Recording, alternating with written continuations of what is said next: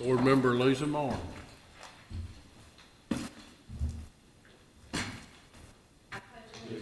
To the flag of the United States of America and to the republic for which it stands, one nation under God, indivisible, with liberty and justice for all.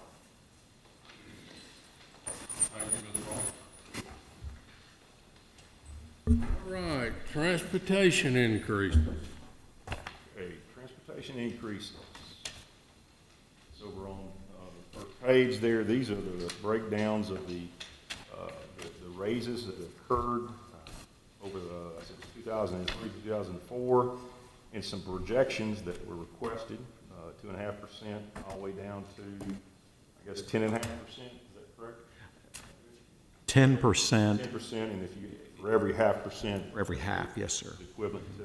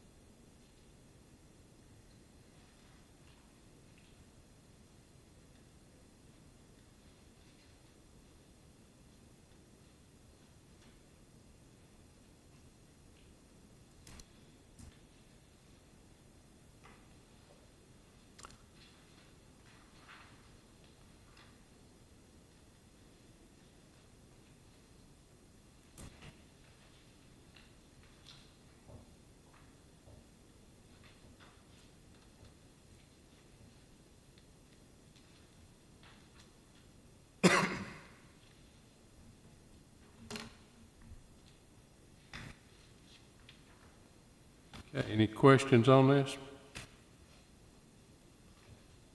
I just got a comment, I guess. In looking at these raises that we've given them in the past, as far as basically labor raises, we've tried to treat them the same way as we have our regular employees, right? If you look back in the history, there are years they have been ahead and years they've been behind. But I think overall there's been a tendency to try to. That's what we've tried to do. But there have been some years where the board has taken the decision in recent years to go with a different rate. I think what we're trying to, I guess what Mr. Young brought up, I think him and Ms. Johnson have been working with the bus drivers. I guess you're looking, and I'd be in favor of it. You know, I look at the first part where you get to 2.5 is basically a labor raise. I think what they were looking at is some type of equipment deal. Correct? I mean. Oh, I just want to make sure that we're taking in everything as far as in consideration. Looking back the last 11 years, the bus contractors are averaging 1.6% is what they're averaging. And I know part of that time was during the Great Recession there. But since we come out of that recession, it don't look like we've done as much for those guys as we have for everyone else as far as trying There were 3 years in which we have not, absolutely. Right. So I just think it's time that we dig in here and try to be fair and get these guys back up to something that can help them survive and be a contractor for us. I'm getting emails almost daily now where their cost to operate these buses, the repairs, and it's $5,000, $10,000, $12,000, and it's hard for them to go out here and find a good used bus now. Those used buses are very attractive commodity right now because they don't want to go out here and spend money on a new bus. So a new bus is costing around $115,000, and so that's putting more pressure on the used bus market. They can't find them, when they do find them, they're having to spend a lot of money on them to keep them on the road. So there's just some things here I think we got to do to try to make this more fair for our contractors and keep them in business.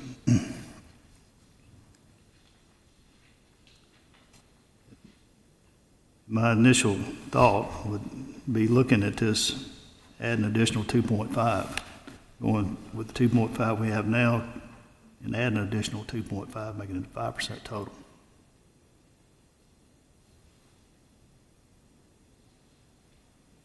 You're talking about a total of 5? So that would be 846,304. We already have the 423 built in, so that would be another 423 for a total of 846,304, yes, sir. So question, the classified raises that are on here, is that referring to classified employees? Are we just doing this like as a comparison then? Yes, yeah. Okay, I wasn't We- sure we why it was in there also- with transportation. I'm sorry, I meant. Just trying to understand why it's in there with the transportation grid, well, that's all. Because the board has talked about comparing those two numbers. Right. We also have tried, y'all have tried for a good many years, to match the state teacher raise for the certified. For the bus drivers. I took off 2 more sets of columns. Okay, so is the 2.5% then still what we're looking at budgeting for classified as well Yes, as ma'am. teachers? That is what is in the BEP formula at this point, 2.5% teacher raise. Okay, so is that money coming from the state or is that coming from us? It is a blend. Probably Okay. about half of it comes from the state for teachers and the rest will be local. Okay, thank you. Well, I'm sorry. Labor and benefits together, we get a little less than half of our teacher funding. Got it. But if we decided to increase or do a larger increase for teachers, it would all have to come out of local funds, is that correct? In other words, that's the maximum that the state would allot. The state is increasing the BEP salary factor Right, by 2.5%. okay, thank you.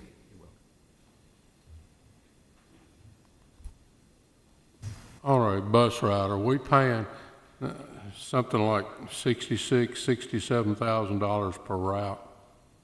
Is that close? It varies widely based on the mileage. I don't have anything right at hand on that. I could put something together, but I don't have it tonight. I thought I saw on the budget, maybe That is the an average was 66, But 67. it varies. I think we have one regular route that could hit 100,000 this year. And then we have some of the routes in Smith, I'll say Smyrna because I know we have some very self-contained route there because of so many schools being together. They don't hit, they're under our minimum mileage for a daily route. And that was The average is the whole about gamut. 61,000. 61,000, roughly, it's 61. Is average? Per route? Okay, With some being higher, obviously. Some being, Some are higher, some are lower. Well, that, if you took the total number divided by the route, it's 61.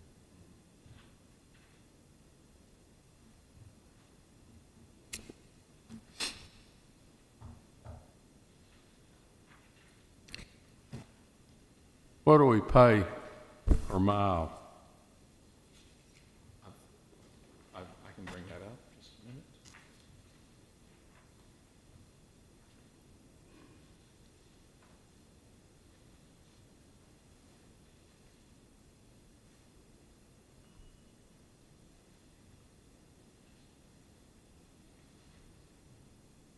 I haven't saved the March one, but that hasn't changed. Okay, for a regular ed bus, the seat rate is $45. I have we do an 18-day. Let me look at another file. We used to do 9 20 days. We switched to 10 18-day periods. So I've got a total number in there that's from the payroll calculation side. It might So again, just to clarify, if we went with the 2.5% for our bus contractors, we'd be looking at an additional increase to the total budget of $423,000, so almost $500,000. And that would be a total of 5% for the bus owner operators. 2.5%. 2.5 is already built in. Okay. So, but if we did the 5%, we're talking $846,000, correct? If An Total. additional 5. 2.5%, it'll There's be 2.5% raise already in the budget. So if you did another 2.5, that would get you a 5 total, but you would only add 423, which is the 2.5% addition. If you use the 846, you'd be giving the bus drivers a total of 7.5. Okay, well then this chart is Now not real clear because it says 5%. Well, it's, if you add 5%, it's 846,000. If you add 2.5, you add 423 to what's already in the budget. Okay, all right, gotcha. There's 2.5% already in this year's budget, Okay. So we're looking above and over that. So, above what's already budgeted. so Mr. Young, what is it that you're proposing then? Because you said 5%, so I'm a little confused where that number falls. I was talking total 5, just adding 2.5. Okay, so that would be the 423 number. Okay, just wanted to clarify that, thank you.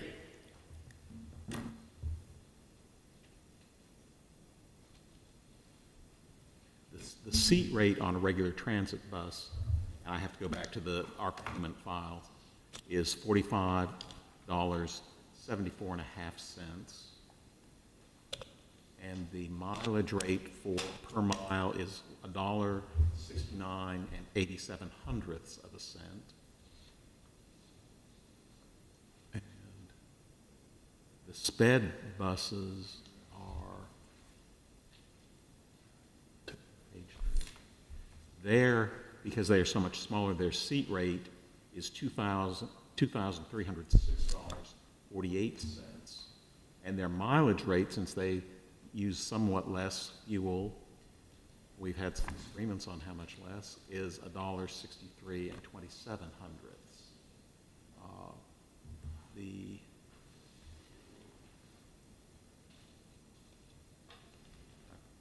don't like the page up and down on the new keyboards, so I'm just having to scroll. I see one transit route at $8,010 a month, and the one that I saw that was over 10,000. That there may have been an adjustment there.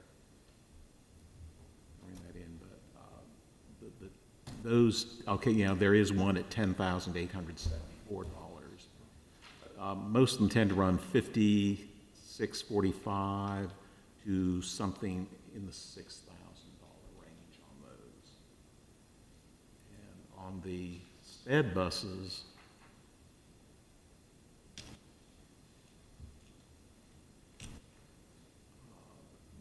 that's where you see more mileage. I see 4 of those over 10,000 a month.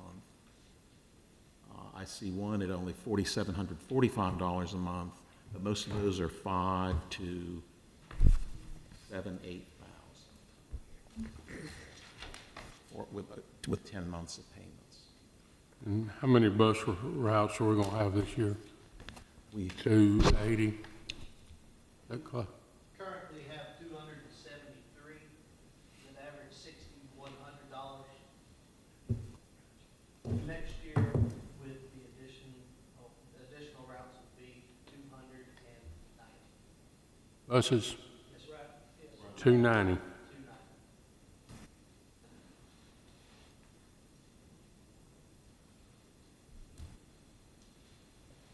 So we're looking at about $1,460 per route.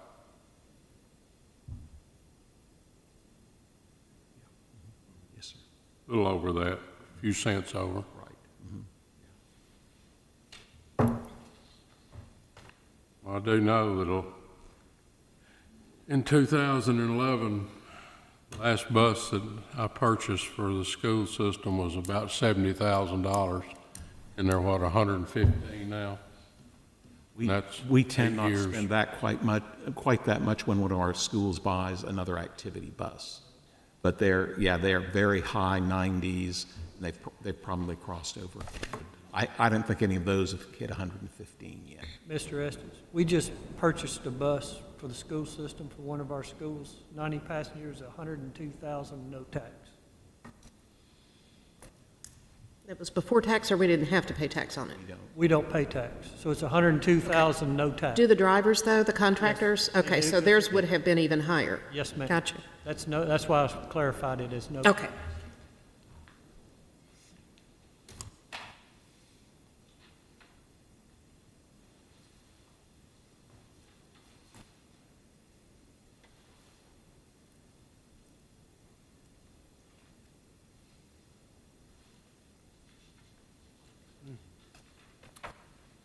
Any other questions?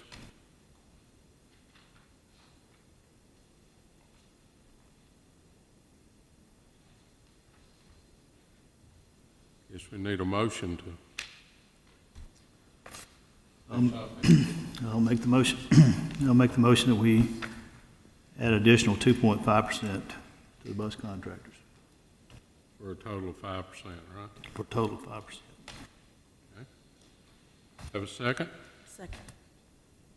Thank you, ma'am. Point of order. We weren't told we were going to vote on this tonight, and there was no agenda. Do we not normally get an agenda with, to her point, normally get an agenda with voting items on it Nope. prior to the meeting? Well, what we usually do at the budget meeting is I'm pulling together an agenda as of the day we meet. When this meeting was changed from Thursday to Tuesday, I was under a tighter time frame to pull that together. As I think we all were in looking at it, and obviously this is the first opportunity that we have, as a board, have had a chance to look at these adjustments. So I'm not sure that I'm going to be prepared to vote on any of this tonight. So, and that, I'm not shooting the messenger. The budget, our meeting Monday the 22nd, that, whatever we have at that point is what we will file with the county commission as our starting point. I have to file it with them Tuesday the 23rd. That's one of those legal deadlines that I mentioned. So Tuesday the 23rd? I file Tuesday the 23rd, yeah. So whatever. Of May. Pardon, April. Next week. So we meet Monday, and I file whatever we've done, I file it with the county, because it takes them a couple of weeks to consolidate. Sure. And at the first May budget committee meeting that they have, they will hand out the consolidated budget. Mr. Chairman, Make even our changes regular Monday, meetings, but I have to hand it out. So we moved it up 2 days, and we haven't even had a chance to look at these numbers until tonight, and we're voting on it. That does concern me. Because I need some time to digest all this. I mean, we've got other things that we've been looking at that we keep postponing because we're concerned about the numbers, but not on our own budget that we're looking at. A huge increase in budget, which I understand a lot of this is due to new schools and so on, but as far as this big of a difference in increase for bus contractors, I'm going to need some time to think about it. So, and that's fine. I mean, if it's the board's decision to go ahead and vote on it tonight, that's fine, but I'll be abstaining. So, I mean, even our board meetings that we have a working session, and then we vote the next day. My question is, why wouldn't We have never followed that procedure for the budget meetings. We have, during budget time, I am pulling stuff together often until, as I mentioned to Ms. Moore today, I try to be done 45 minutes to an hour and a half before the meeting. understand that you're under the gun. I am getting input at times on a daily basis. Oh, let me ask you this.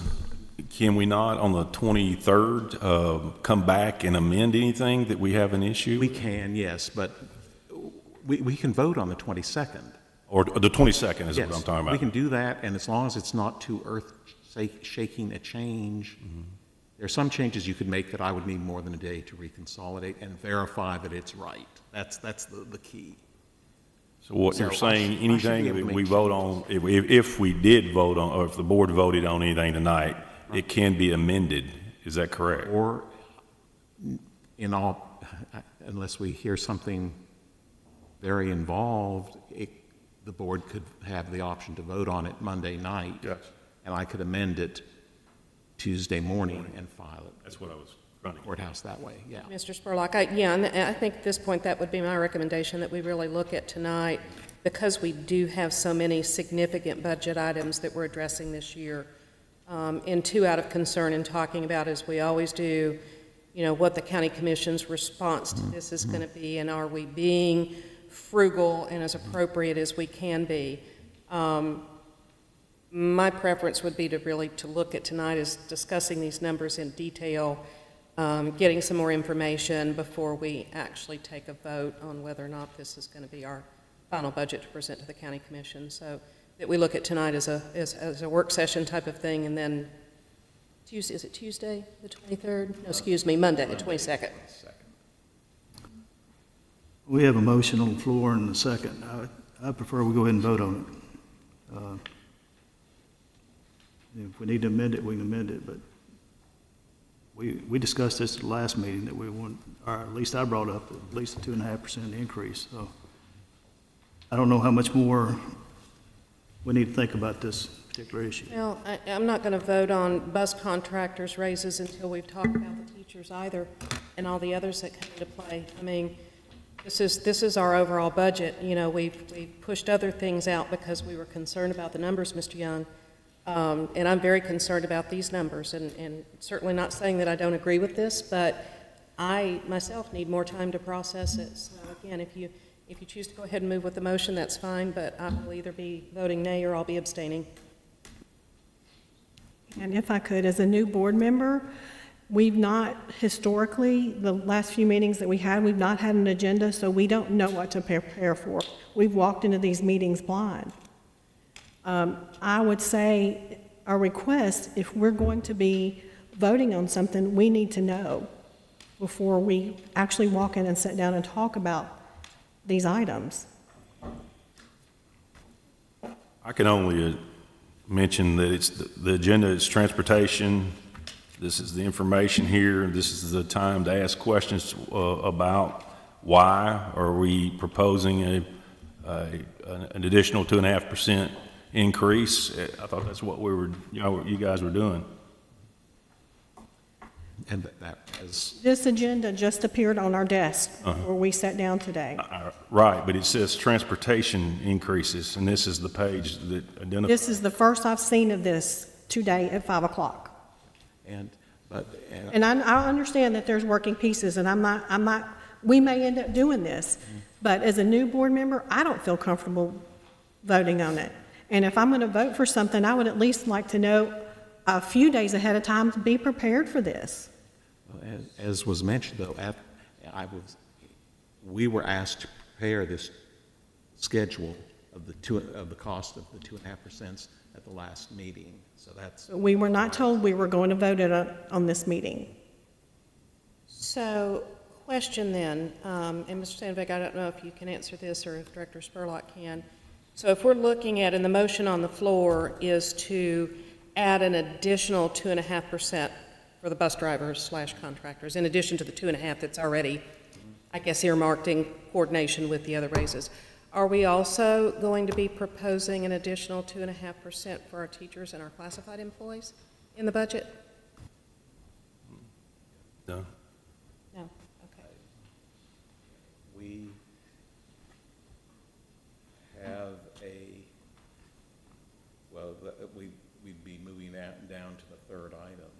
But with the challenges we have just funding the local portion of the state's 2.5% raise, Right. that's probably going to stretch our resources, given we are opening Rockvale High and Rockvale Elementary. It strains our resources. We have had some years, we have tried, but we have had some of these years where we have not been, we have always used all of the state raise money for teacher raises in my tenure here. There are some systems that have not. We are over the state's average instructional salary, so we would not have to, but we have. We have not always been able to do the local match, and we have given a, if it, I'd have to. It may be. The state had a 4%. We dropped it to We did an overall 3%. but we have used all of those state funds for raises. Well, if we're going to be looking at comparing teacher salaries with state averages, I would venture to say that we really need to be looking at it in comparison with other school systems our size, because that's what we're doing elsewhere, so. Yeah. Okay. I think, Dr. Anthony, didn't you have something on Williamson County, which is probably about 5,000 less than us? The teacher salaries? Yes, ma'am. So this is what was in the fall, what they said that the number one pay for new teachers with 0 years of experience was Davidson County at $43,363. Shelby County at $43,000 in second place. Third place, Franklin Special at $40,450. Fourth place, Montgomery, $40,420, and Rutherford, fifth place, $40,140. Wilson was $40,000 flat. Williamson was way down the list at $37,500, sir. What was the Rutherford County number again, Dr. Anthony? Yes, ma'am, 1 second. I'll pull back up. $40,140. And that's just beginning teacher. Beginning, that was reported by the state for 18, 19, 0 years of experience. And bachelors. And a bachelor's. Correct. So, Mr. Sandvig, if we vote on this tonight and it comes up in the budget, we can't do it, can we amend this? Absolutely. Yes.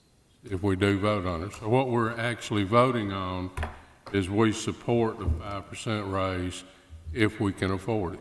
Well, if you all vote on it and it carries, I will add 2.5% to that raise amount, and that will be the budget we will carry forward until y'all do some action to change it in the future, sure, and y'all. Till the 22nd. Well, you can change, we still make changes after the 22nd. I just have to file with the county. Yeah, we got some time there. I mean, Yeah. even that's, Yeah. yeah. Okay, we've got a motion and a second to raise this to 5%. All those in favor say aye. Aye. Opposed? No. Nay, request a roll call vote, please, Ms. Joyce.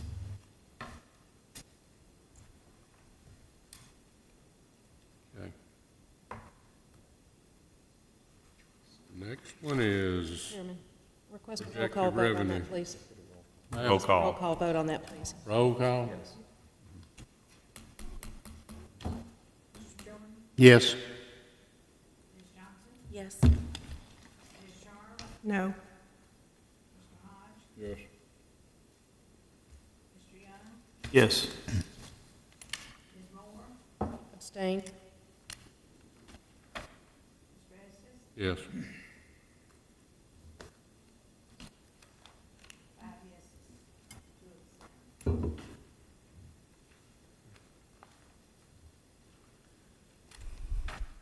All right, projected revenue, BEP, April estimates. Okay, we'll start with the far right column, looking at the state share from 2018-19 BEP funding was $216,514,000. That's a per pupil expenditure of $4,831 that came from the state. That's 58% of our GP budget. The local was $97,244,000. That's an additional $2,170 going into our funding, and that's 26% of our budget, which brings our per pupil expenditure for the 2018-19 at $7,001. That doesn't include some other things that you're going to talk about in a little bit. Down below there, where it's got the IEA program, this is additional federal money that we get for our special education. The 1920 estimate, this is an estimate, this can be trending, usually it's a little bit higher, but we don't know. I would say with what's transpiring now in the General Assembly, with a variety of different programs opening up, this could be smaller or this could be larger, right? Am I correct on that? Lisa and I try to be conservative. Lisa Nolan. Lisa Nolan, yes, Lisa Nolan and I. Okay. So, and if I may, and my apologies, Mr. Jordan, I had my mind so in the governor's vouchers that aren't voucher program. That was the number. I was tying that back to the total BEP number. But yes, our state, what we get from the state per ADM crossed over that $4,900 amount in this. But I was just thinking total amount, and I answered that question totally wrong because of that. Okay. Yeah.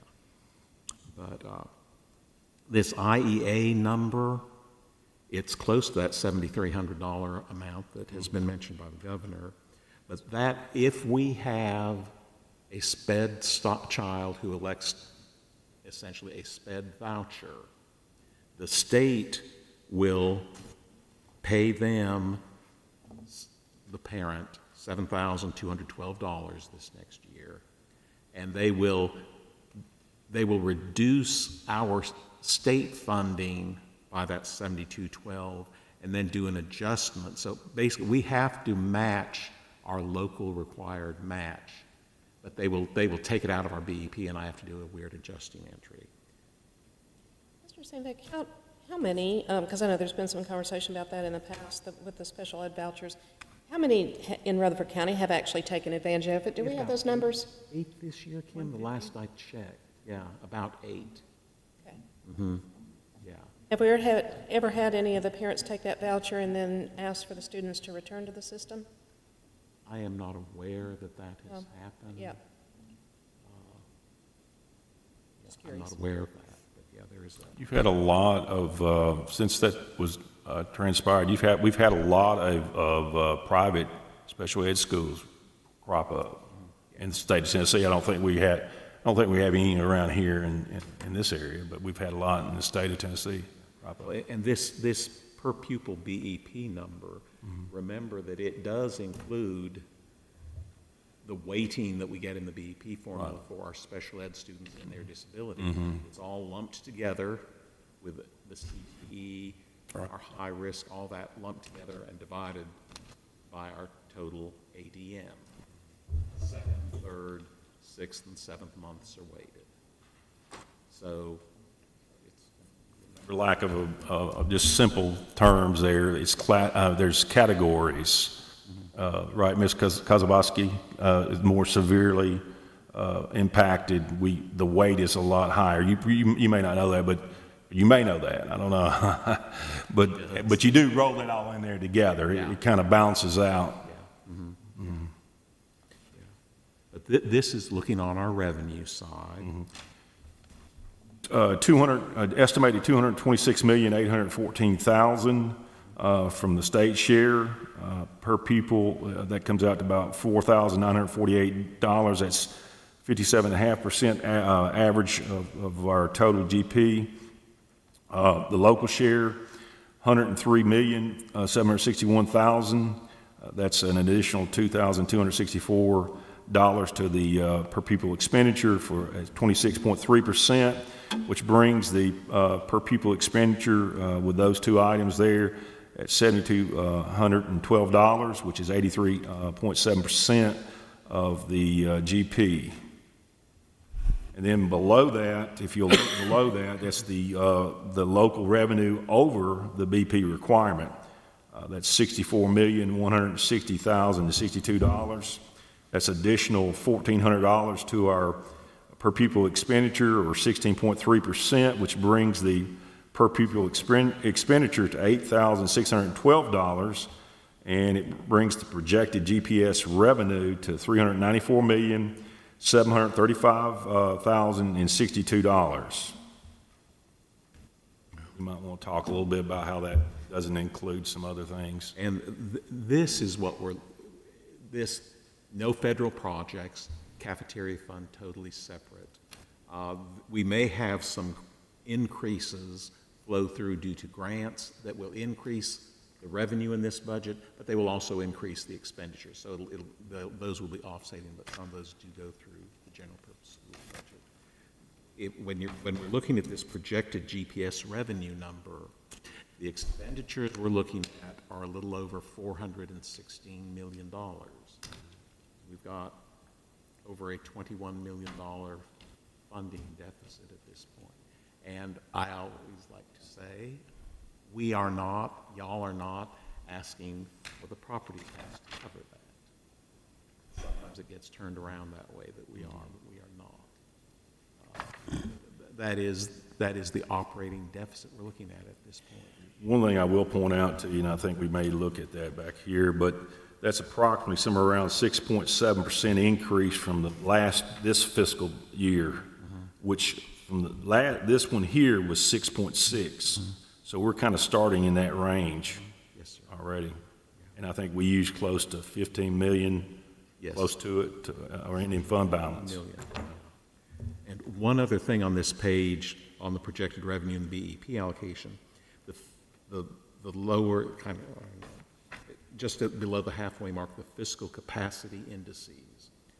I use the language and terms straight from the BEP summary page, but one of the reasons our state funding is falling, if you look, TASER index, this year 4.82%, last year 4.643%. Roughly comparable change with the CBER/Fox index. The state uses a 50-50 blend of those two indices.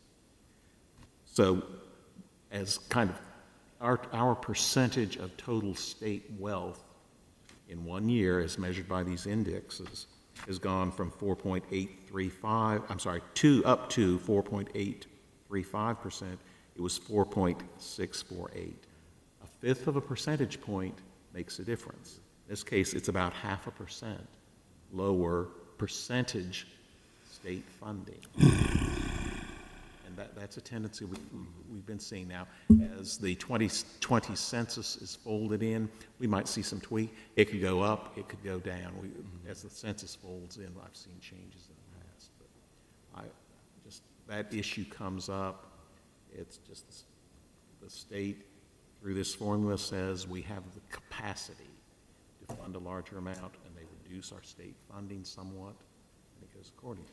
The next two pages, it's the first page, it's the summary page of the April estimate of the BEP. And then the next page is the July final, once the budget is approved, our July final funding in the BEP. And I thought y'all just might want to look at those. But there are four components now. The instructional salary funding, theoretically it's funded at 75% by the state. We're at 73 and 77/100ths. The instructional benefits, that still has the same funding percentage. Classroom funding, we get 75.76. On-classroom funding, 55.17%. Kind of help us understand the difference between those two. It's just the way the formula has been modified and changed over the year. It has always funded the classroom, the instructional side at a higher level, and non-classroom would be custodians, maintenance, utilities. Oh, okay. Office staff. It has always funded those over the years. Okay, gotcha, thank you. Might be a good time to explain to them how our local, as far as our property tax, we're allocated $1 per, is it $1,000 per assessed value of a home?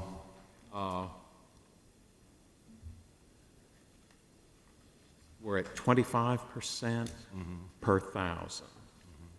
This is the separate landscape sheet, and this is the March 25th version from Ms. Nolan.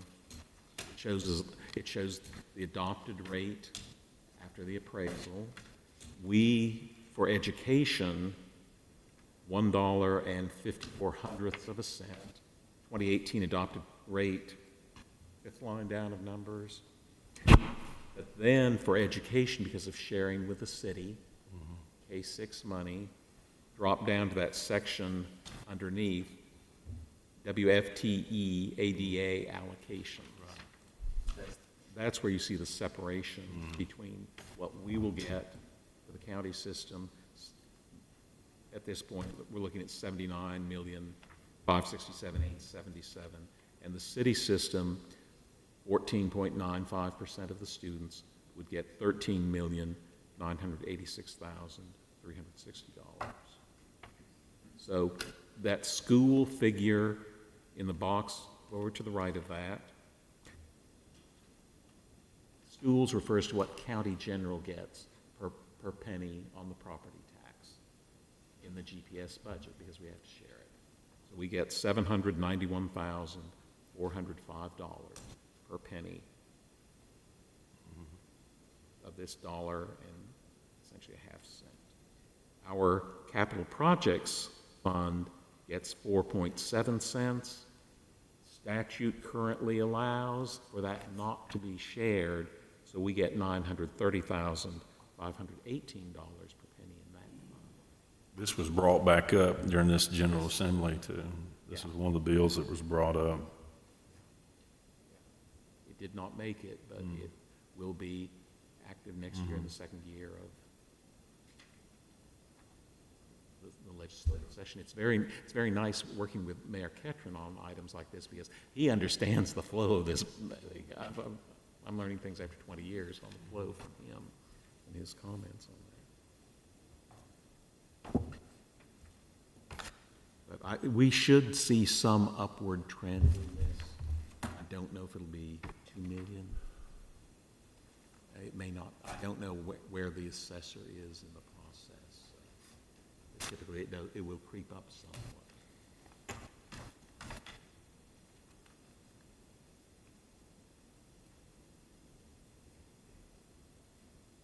So on the schools over here where they, per penny added, we would get 85.05% of that amount.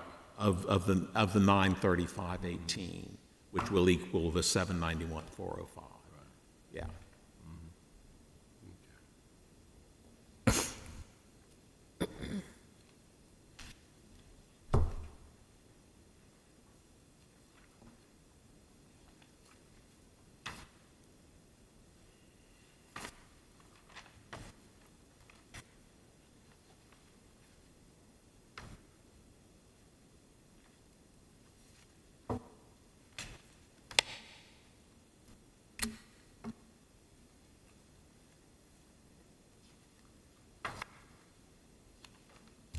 Just looking at it on paper, the amount we get per student and the amount the city gets per student, it looks skewed there a little bit. It really isn't from this source. Yeah. One of the reforms they discussed in the BEP was separating and having basically a separate set of BEP TASER indices and all that, every system in a county, and that did not go anywhere. There were some cities that would have lost and their counties would have gained, but nothing came of that. But we concentrate so much on the expenditure side that we want to do some talk on the revenue side. For the new board members, one of the things Mr. Sandbiggs mentioned, I think approximately 82% of our GP budget is personnel. Yes, sir. I mean, it's and benefits. And benefits. Yeah. Large portion. Yeah, that percentage has been creeping up in the last 20 years. And as we grow, that continues to rise.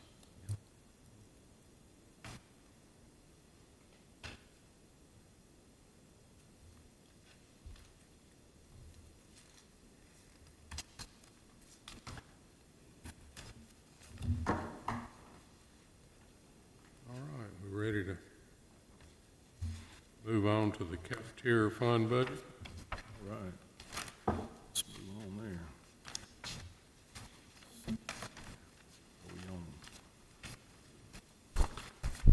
Okay, cafeteria fund budget. I put the pages in the wrong. Yeah, that's what I was gonna say, you kinda, we're skipping page, over it a little colored bit here. Headings is the cafeteria. As you can see there, there's first of all, start off by saying, I don't know how much we've ever carried over, but the cafeteria budget, as I'm understanding it, only 3 months of operational costs can be carried over. We can carry more, but we're supposed to have a plan to spend it. Spend it, okay. So we can carry more, but we have to have a plan of how it's going to be utilized. I think we've had some improvement, if I'm not mistaken, on some of our areas there. Would you want to speak on that? Yes, sir. And I'm showing an amendment column here. We can vote on that Monday. Okay. I just wanted y'all, that's part of the process I go through for this budget. We increased our meal prices. I tried not to be too aggressive on the increasing the lunch payments for children and adults with that. We don't know anything about our federal reimbursement rate yet. Some years we don't know what that is. When we adopt the final budget, we amend it in the course of the next year.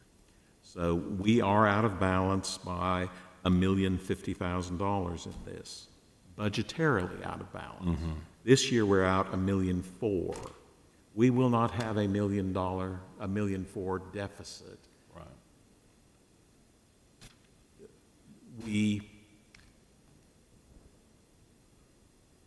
We monitor this to make sure we come in within these dollars and try to avoid audit findings.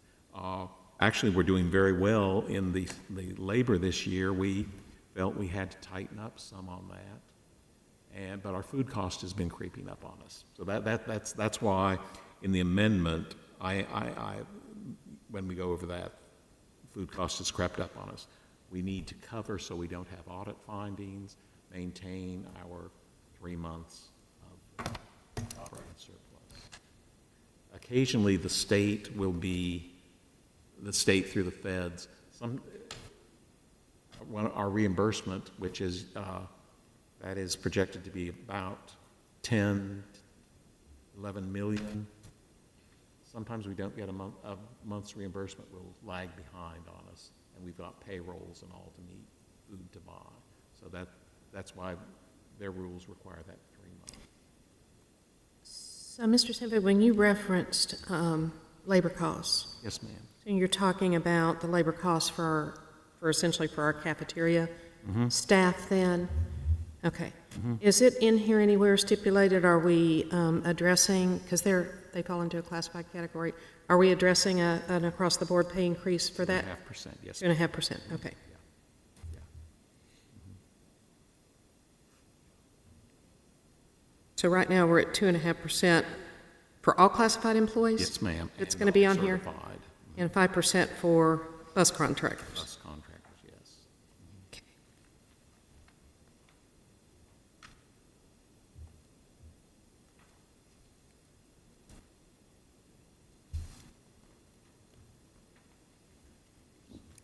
Mr. Zan, one other question.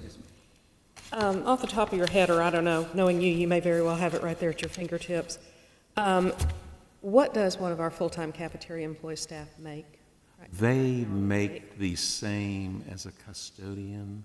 Which would be, I know it depends on how long they've been with us and how much Depends on experience how they long have. they've been. What's the average? Or no, I tell you what, better yet, what's the beginning We pay? do not have a lot of full-time cafeteria Right. staff. Right, Because understand. we cannot afford the benefits cost out of that fund. Yeah, I remember we had that conversation last year at budget time. A lot of our positions, we hold to 5.5 hours a day. The manager will be full-time in the schools with an assistant, the assistant. At most schools, and a lot of it has been because of attrition, as we're looking at the hours, if someone who is full-time leaves, we may have to replace that position with a 5.5-hour position. If I could get you that, I could give you some numbers on that. Yeah, that would be great. Now, do we have, other than the managers or the supervisors, do we have any full-time cafeteria staff at all? Administrative staff. Okay, Yeah. but not actual cafeteria worker employees? No, ma'am. They're all part-time? Right. Okay.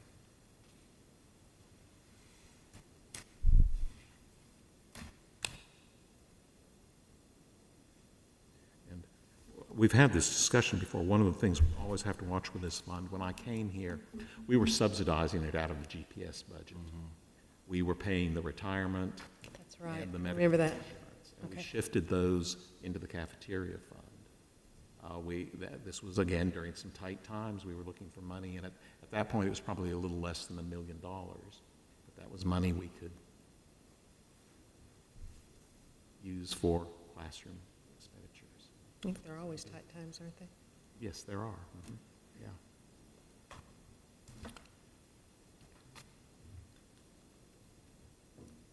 Sam, Dick, what is the state school food service? And we do, if you have a school nutrition director who meets their educational requirements, and Mr. Smith does, as did Mr. Blair, then you get those funds to help offset basically the administrative cost of your school nutrition program. If you do not have an accepted nutrition director, it is cut back or maybe even eliminated. They've also changed the guidelines, essentially requiring that person be certified. So if you didn't have one, I don't know what would happen now. They would not approve your program under that. So does this include both or just one? It's kind of Mixture? it's basically state administrative funds for however we choose to budget within this fund. Gotcha. Yeah.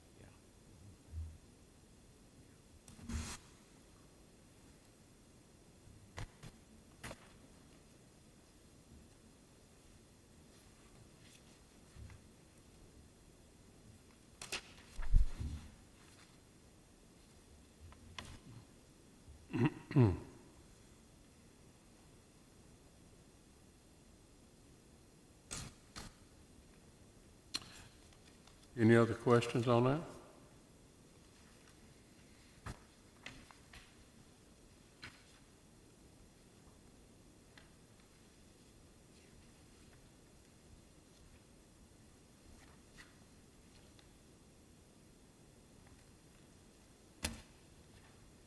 Okay, we'll move on to capital projects. Okay, next page is the Rutherford County Schools 2018-19 Fund, 177 budget, major capital projects all over 100,000. As you can see there from 2017-18, the actual revenue and expenditures, the amendments, and then the projections for 2019-20. And it's broken down by revenues and expenditures and what we got online coming up. And as I think you mentioned before, what is it, somewhere less than a nickel of property tax? 4.7 cents. 4.7 cents. With the reappraisal. Right. I think we can all agree it's not enough when you've got 49 schools coming online, 2 schools coming online, some of our older schools. And we have made the case. One way that the commission could help us, if they would not roll this fund back on us, where we get more of that growth, we have more than enough projects. We have to prioritize. The amendment we brought forward for this fund, where we moved the chiller money from Central to Blackman High just last month. Right. Now, one of the things that concerns me about this, and I think we know about, we've been building schools, and it's kind of difficult. You can't outbuild growth. One of the suggestions is looking at multi-track schools, and we're going to be doing that. But when you do that, that means your building is going to be going year-round. And, I'd like to think that we are in a place that is seasonal temperatures, but it's not. It's extremely hot in the summer, and sometimes we get cool in the winter. And in our units, and Mr. Lee, you might want to talk on some of our schools are probably at the max. We presently have over 16 campuses that the unit is beyond its 20-year life expectancy. We have that many more coming at us in the next 3 to 4 years.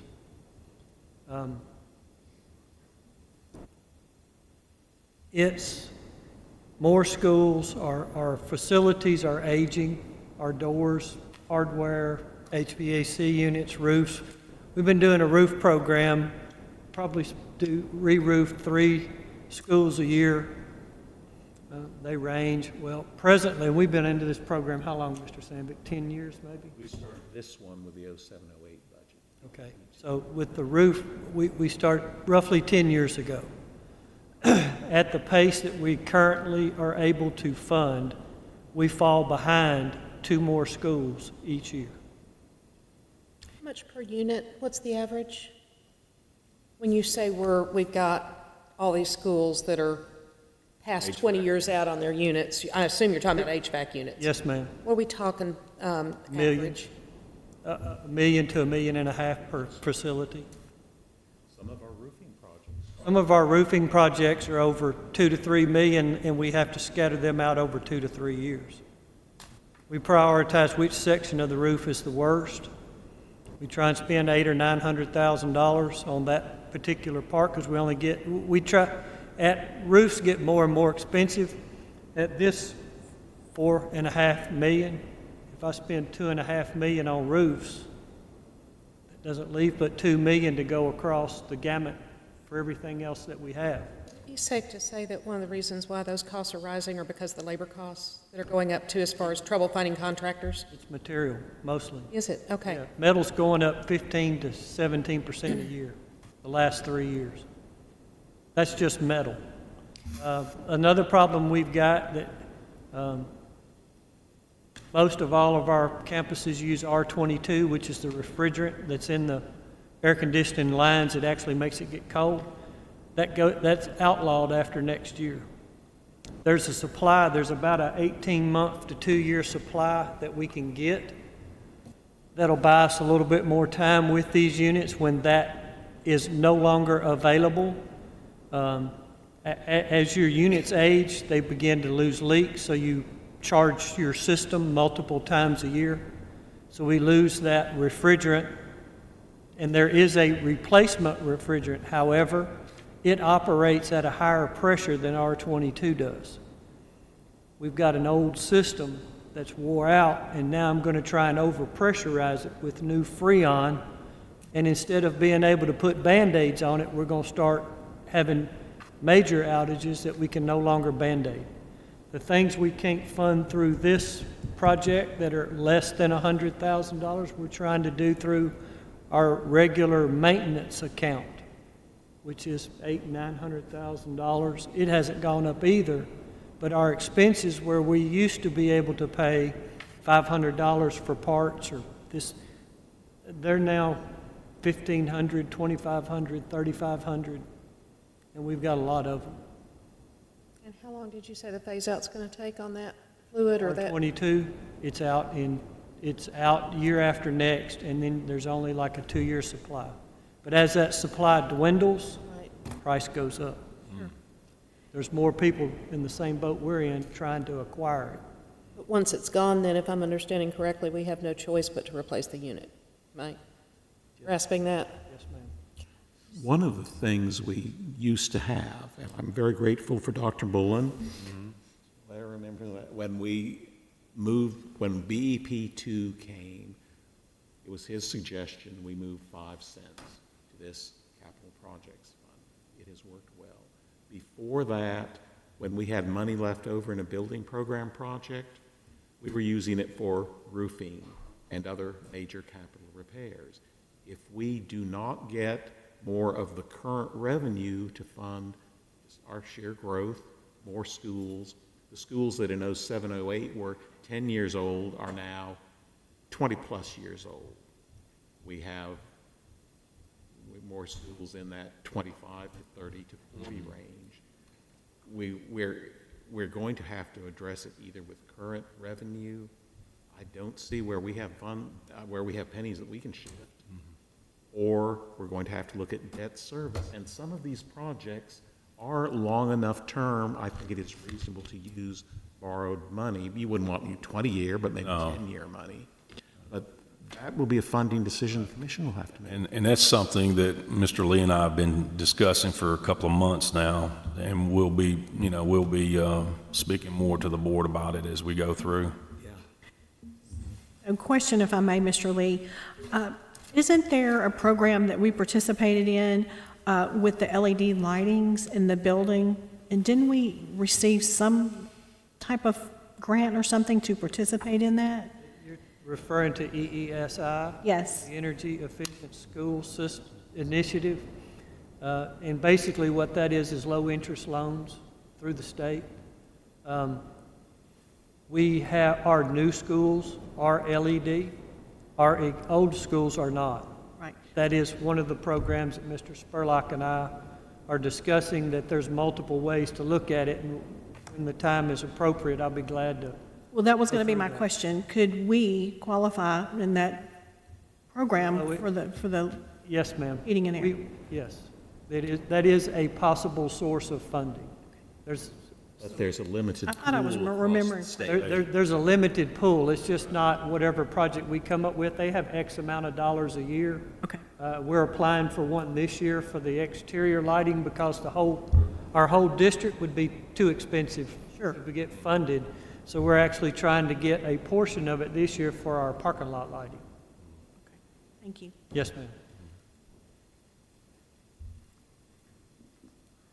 This reflects the funding we currently have based on the property tax estimates we've got right now.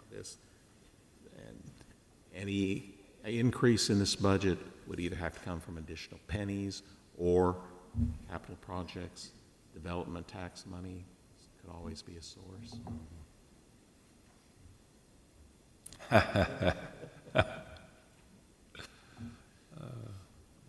So. Are we sure TVA's not overpaying here? They're paying $339. Oh, yes, that one, yeah.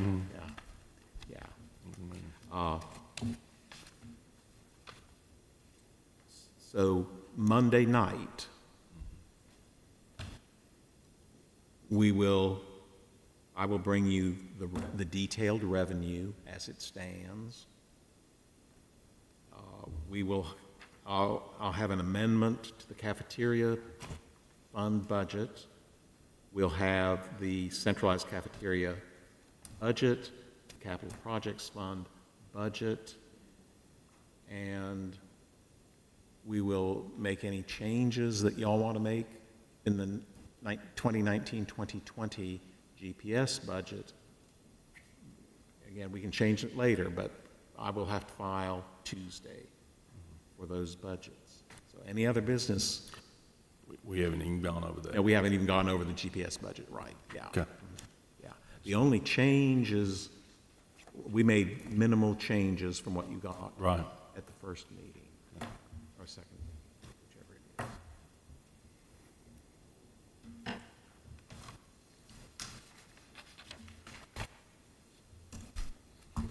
is. Okay, the general purpose school budget. Yeah, what you have two pieces of forms here. You got the summarized general purpose budget, and then you got it more in more detail.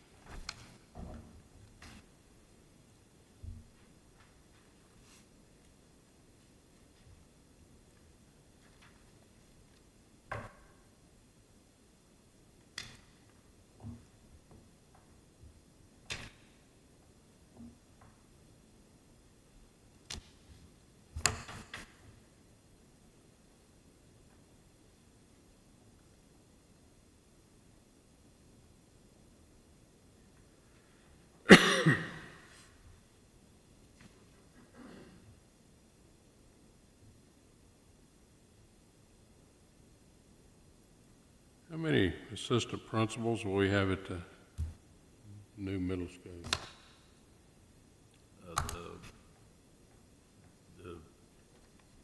Which one are you talking about? The Rocky Fork Elementary? Rockville. Well, yeah. Okay, Rocky Fork Elementary, what did you have budgeted in there? 2? Rocky Fork, I think, one. 1. Okay. And There's 2 in the budget period, correct? 2, and then 1 that we're looking for grant money through the help. right, one of them is grant money that we should be in Right. process on. So we've got 3 built into the And budget. those two, 2, yeah, right, from, yeah. So We got on here, we're got asking a for total of 89. we have a total of 6. 6 of them, yeah. yeah, right. Okay. So, Mr. Sandvig, on the general purpose budget, and I assume we're just questions, or was there a specific order you wanted to go in? Total proposed budget right now for 1920, if I'm reading this correctly, is $416,041,990. And the difference in that from last year's budget is $26,223,000. How much of that 26 million, I remember the first budget meeting we had, we talked about the expenses that we've got for all the new schools that we're opening. We have to hire new principals, we have to put new teachers in those schools. How much of that is attributable to this $26 million increase? I did not bring that. Ballpark it for me? Ballpark it for me, I don't have that. Of new cost for those 2 schools, it was 7 million. That's about right. About, and that is new cost. Right. Because we Right. have we have partial staffing for the principal, the assistants, a few custodians, and some clerical staff. So that is just new cost in next year's budget. Yes, some additional utilities. Okay.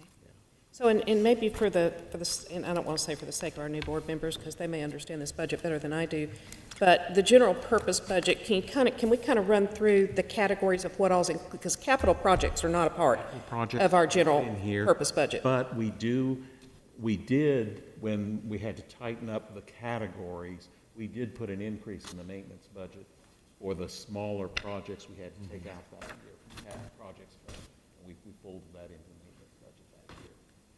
So, but you assumed more than enough projects to eat it up. It may not have seemed like an increase, but we actually tracked them that first year separately, which is another little challenge for us. So our ongoing maintenance, some smaller capital projects that are not appropriate for this capital projects fund in order to keep not shifting. That's what we have to watch. I also try to weight those projects more heavily toward high schools and middle schools in that fund, so that if it looks like we're running a bunch of elementary things through this, so we won't have to share them, there's kickback from that. So in the GPS fund, how do you, I can give a quick, Yeah, go ahead. what some of the pages are.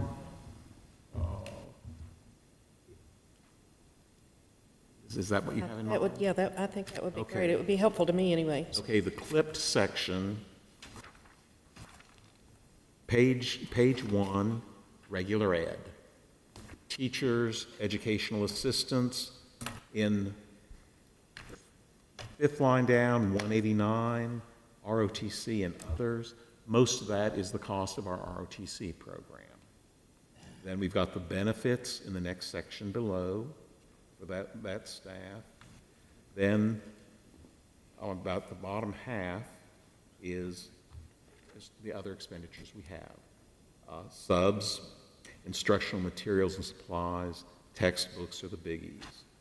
In this function, we also have technology, because the state, we don't keep anything simple. We have technology expenditures that are going into our schools, not network level expenditures, not network level servers, but are moving to 2 students per PC program, cabling, some things like that flow through here. The next page, 71-150, is the alternative instruction.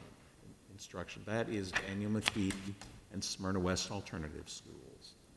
They're fairly expensive programs. Holloway would go in there also. Holloway, we view it as an alternative academic school, Gotcha. but they just wanted disciplinary schools in here, so Holloway is grouped in the other page.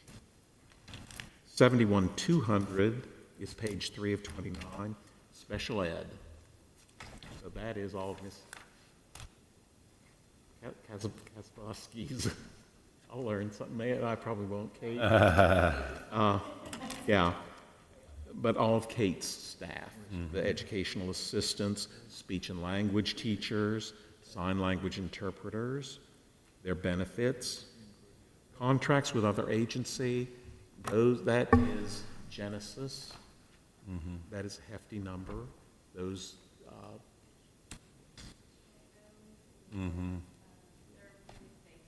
yeah, that is, the state just had us carve that out last year. So you won't see it in previous, if you go back to earlier years, it was in 399. We have their subs, other contracted services, materials and supplies, SPED textbooks. Near the bottom, 595, BEP, IEA payments. That's the way the state will be having us record, and I will have to increase that because we have 8 in total. We'll make an entry, and they'll use that in separating and all that. SPED equipment. The next page is career and technical, page 4 of 29. We have clerical staff at the high school dealing with, they track by teachers, order a lot of materials and supplies. We have a daycare program at Holloway for the students' children. Benefits. I thought they had discontinued that. When I went out there and visited the last time, the daycare wasn't operating. Now, that's been about a year ago. They may have started it back up. Okay. I'm not aware of anything like that. So. Maybe I misunderstood. Yeah. Okay.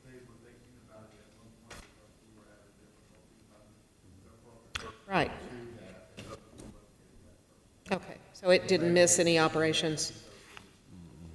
Thank you. Okay. And here in this function, this is the cost for our CTE programs. So, and the equipment. Next page over, page 5 of 29, the attendance department. Mr. Tom Delbridge, the attendance teachers, our staff handling the zoning, clerical issues, all of that, their benefits. The other contracted service is primarily our attendance system.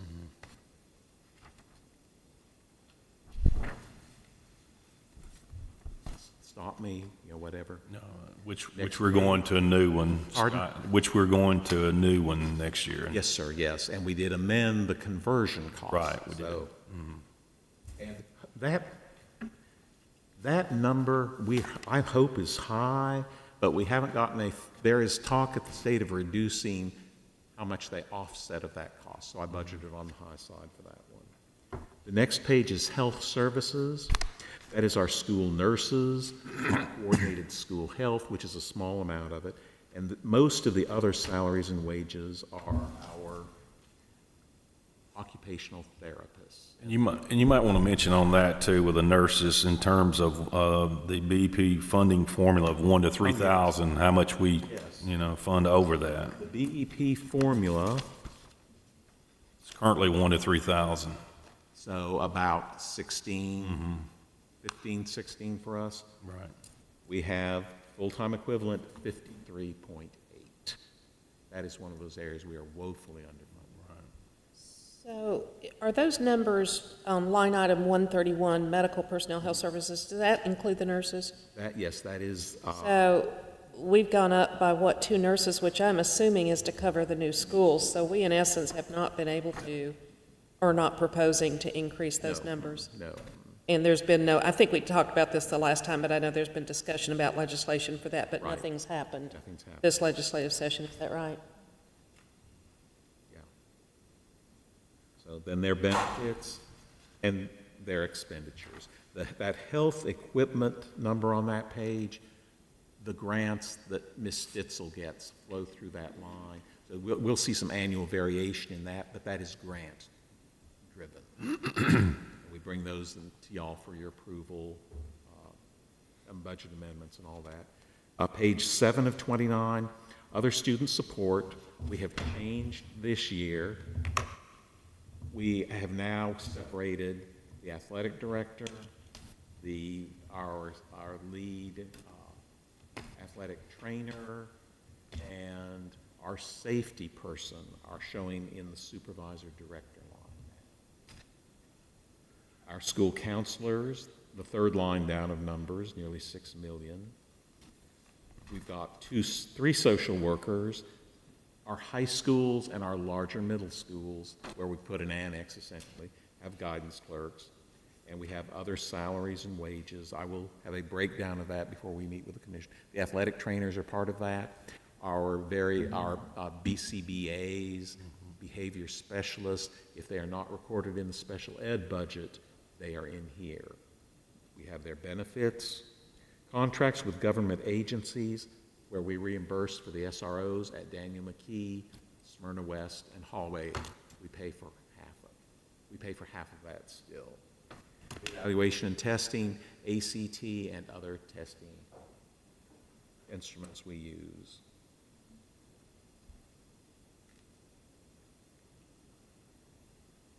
So on our social workers, because again, that's been a very, very Yes.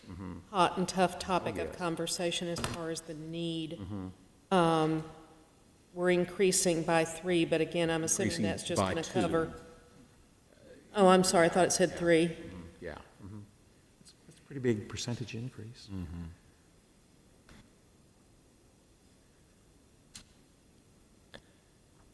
Yeah. And some of these positions like that, it is easy to think in now a $400 million budget, we should be able to, when you add the pieces up, still every year they add up faster than even I think they will add up. I did, in the fact that Mr. Evans put up, I did go much too high on the budget this year. that was a blessing. I think I put 423 in that. So what all is included in line item 189, other salaries and wages? That is our 1.5 athletic million. trainers, the BCBAs, behavior specialists, and I would have to look at what the others are. I'm concentrating, I'm thinking more on our graduation coaches are in that line. That's the other big piece. And We have a above that, graduation coach at every school now? the high schools. Well, yeah, that's what I meant, okay. Yeah, that's the other big thing we have. And one of the things that always troubles the commissioners, we go by the state chart of accounts. They have to go by it too. In schools, we don't have separate categories for some of these. We have to use other salaries and wages. But yeah, that's the other big piece. Okay. The next page, 8 of 29, regular instruction program is the central office administrative regular ed department under Mr. Zago, and the librarians, the media specialist, number 129, and our school technology coaches, instructional computer personnel. But most of the other people, and the library EAs, of course, most of the other people are central office staff in there, their benefits, and then the related expenditures. Mr. Sandvig, are any of our Title I funds anywhere on the budget? Because I know they come from, they're separate. Title I is a totally separate budget, part of the consolidated plan, and we'll be bringing that to you later. We're still waiting on some We're still further waiting on some information. numbers, yeah. Okay, because I see training, and then there's a bunch of training, and I know from visiting my Title I schools, there's some more training, so I'd like to see. And that will be in the consolidated plan. I'm getting ahead of you, I'm sorry, but I was just asking why you're here. No, just those are the questions to ask and clarify things. Are you sure you want to leave us? I'm not sure. 22 budgets are enough. Okay, page, and the regular instruction is the only one that runs onto a second page. Page 10 of 29, this is the way the state set up the chart of accounts. For our alternative schools, the principals, the guidance counselors, each has a half librarian, clerical staff, custodian, and graduation coach. And then over to page 11 of 29 is the these are more, it is central office, people who are or are more working with Kate, the school psychologist, items like that are reported in this function for the state. So then we have their benefits and related expenditures for them.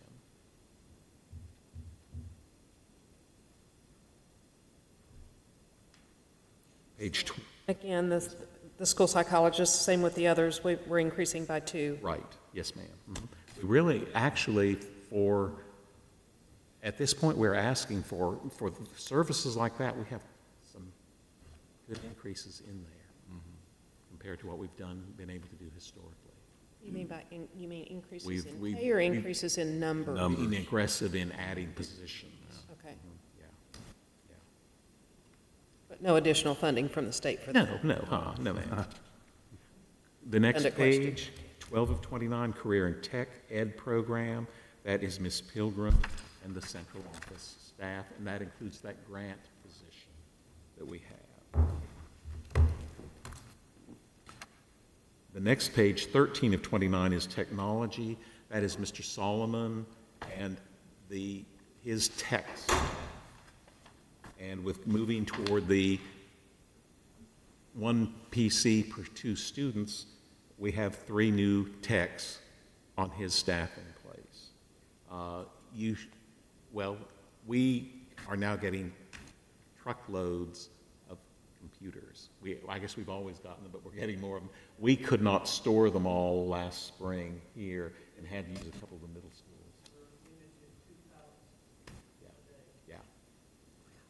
Yeah. How many's on a pallet?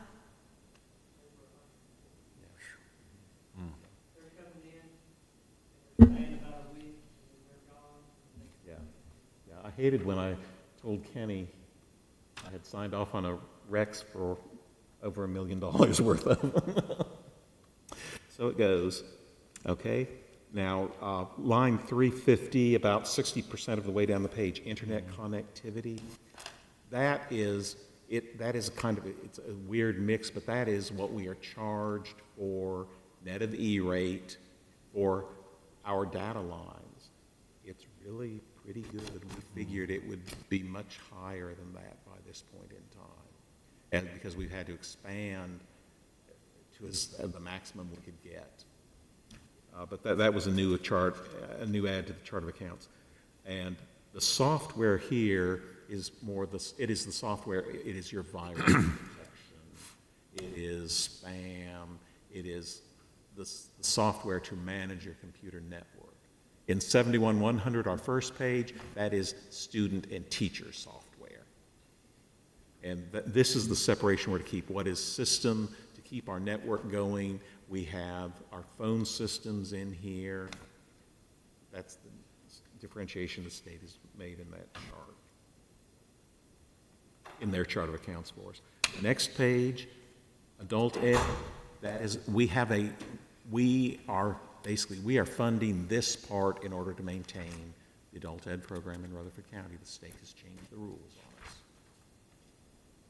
a couple of years ago, but this is still, we used to have a page of adult ed teachers, staff, and all that. The state took that away, but in order to keep the program, we have contained this part. We're on page 14, 29. Board of Ed. As Ms. Michaels made sure that I changed this to say secretaries in my first year here rather than Ambit? Was it administrative? Yes, you did. Yes. Board and committee member fees, that increased because the commission changed compensation for y'all. Medical insurance, that is nearly all our retiree insurance. And trustees commission, some years we have a lot of discussion about that. We basically help fund the rest of the county government. They get a percentage of all of our monies. Our workers' comp, our OJI program. We have the last item on that page, criminal investigation of applicants. The state is now requiring that we test fingerprint existing staff. Are they paying for it? No, ma'am. No. Next page. Another one of those unfunded mandates? Pardon? Another unfunded mandate? Okay. It's actually not that expensive in the way they tend to do this. The next page is Office of the Superintendent. That is Mr. Spurlock, some more secretarial staff. Under other salaries and wages, we have our community relations, zoning staff, zone exemptions. We have our staff attorney, the paralegal, and one other person. But it's not a new position. And their benefits and those related expenditures. Page 17 of 29 is Office of the Principal. Principals, assistants, their clerical staff, benefits, and other expenditures.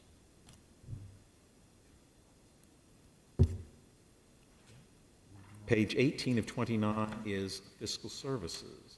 We have a healthy increase there this year since I am retiring, and but not all of it is it will be a recurring increase. And Fiscal Services, that's what we do. The next page is Human Resources, Dr. Anthony's area. Yeah, we handle a lot of people. We will have, how many W-2s? Did we cross 7,000? We didn't hit 8 though, did we? So over 7,000 W-2s. Yeah. We've got about 5,300 part-time and full-time employees, so the people coming and going. So both departments stay very busy with that. 72,610 is operation of plant. Page 20, custodians, energy conservation and safety. The utilities are here, and the other expenditures here, lawn mowing for the schools. I've got some playground repair items in here, insurance, items like that. The plant operation equipment line is showing a large increase. We have some safety items in there. We're trying to be ever mindful of that. Okay. Page 21 of 29 is the maintenance budget, just the pure maintenance budget. And we've got, again, this is what you'll see back in accounting next year with Mr. Clardy's 120-day contract going away. You see a net drop in that first line.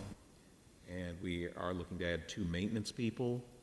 We've held off some, and it's time. Not a long, we haven't held off a long time, but in the tighter times, we held off a bit.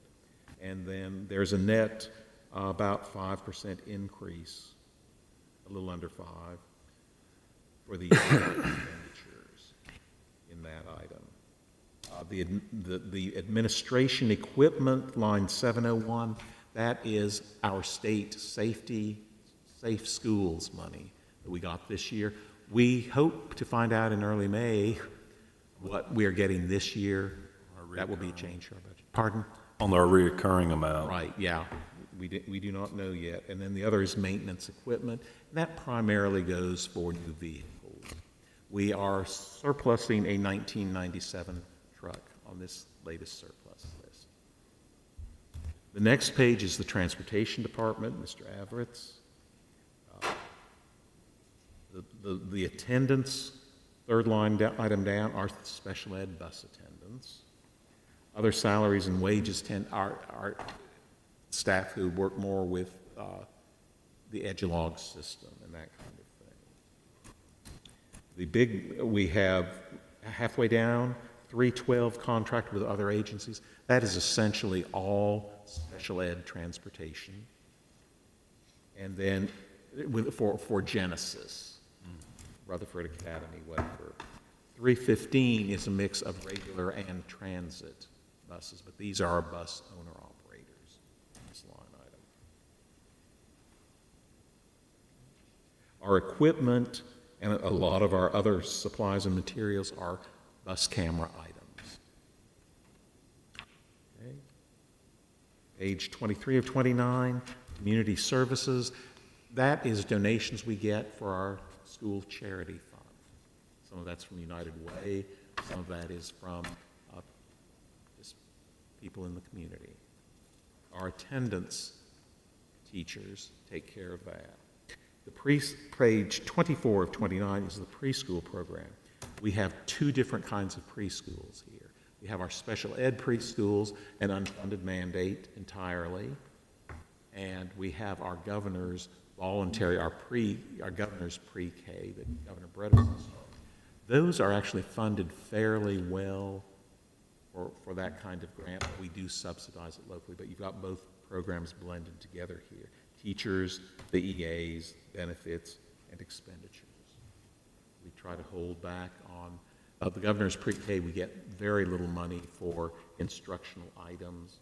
We try to hold back on that. Page 25, regular capital outlay. That's if we have something quirky. In the past, we've used that sometimes to pay for land testing. This year, we've run some of the expenditures we've had for Blackman High in looking at rebuilding the wrestling building. Miscellaneous that we've got.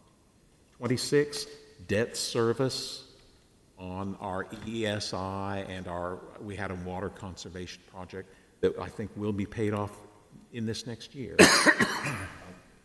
But it's debt service we agreed to pay. When I looked at this last spring, these are your utility savings are engineering designed computations. I like to get down to the money we are paying out, looking at the kilowatt hours, the cubic feet of gas. I was very comfortable that we had at least covered our increases by these energy efficiency items that we've been doing. I did put some additional money in for the new schools, but again, I think as this round that we're doing now comes through, we are at least covering rate increases, the cumulative rate increases, and that's not all bad. But there's the debt service, the principal. The next page is the interest. And this is at like 1% interest on, or 3/4, or some of it's at 3/4 for the EESI. The capital leases had a higher rate of interest. We haven't had any operating transfers, page 28 this year. I don't see any happening, but something could happen this year. And then the next page is the grand total page. $416,041,990.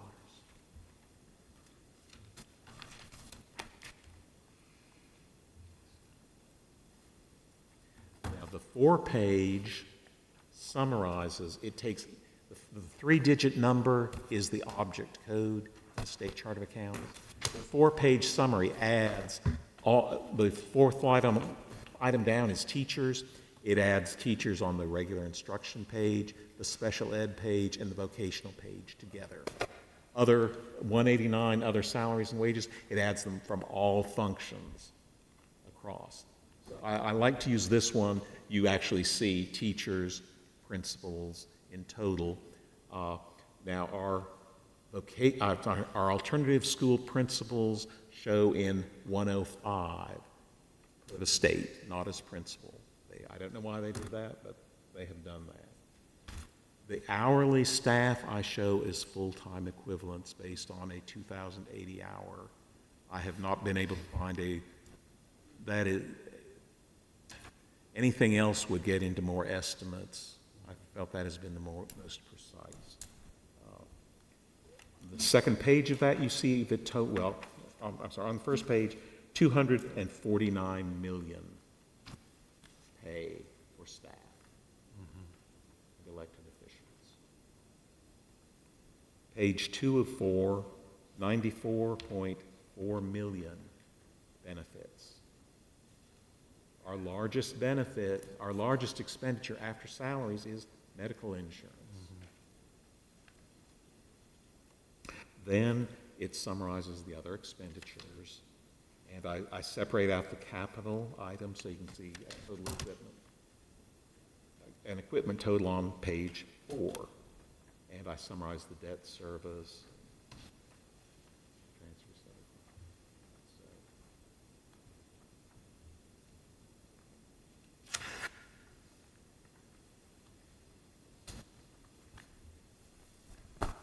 Mr. Sandy, just looking at these figures, refresh my memory, I guess. In the 2017-18, we're at 360. 2018-19, we're at 389, which is yes, sir. Yeah. an increase of 29 million. Some of that, I have debated. I show the actual expenditures for the previous year that we ended. I have debated, should I really show our final amended budget there? 364 or something. Yeah. We also had $4.5 million in transfers that year. So, but we cannot, under the law under which we operate, we cannot spend all of our appropriation. There are some in some other states, there are some localities where basically one of your cleanup things at year end is you amend the budget to match your actual. Tennessee doesn't allow that. Right. We get an audit finding if we go over in any of our labor items, like how many of these budget lines are labor items. We get an audit finding if we go over in a major function, regular education, office of the principal, any of those, that is an audit finding. We got dinged one time, but it didn't rise quite to the level. We, in total, exceeded our equipment, budgeted equipment money in the GPS budget. Even though we were fine in major functions, we got a ding, you went over in equipment you really shouldn't have. So as we're spending down, as we, and a lot of the things we have not yet purchased, now we're getting into, other than payroll, we're getting into things that are for next year. We will order the textbooks late May, early June, or we won't have them in August. Mr. Solomon brought me all the PC orders. We placed those orders, so we will have them up and ready to go in August. So that's a lot of our year-end expenditures beyond the current items. But we can't get, we tend to have 2 to 4% of our budget that is not expended. If you get down to 2, you're really scraping the barrel, really watching. It's hard to get down to 2. We tend to have more 2.5 to 3. If we know we have a tight year and we hold back on expenditures, we have crossed 5 before.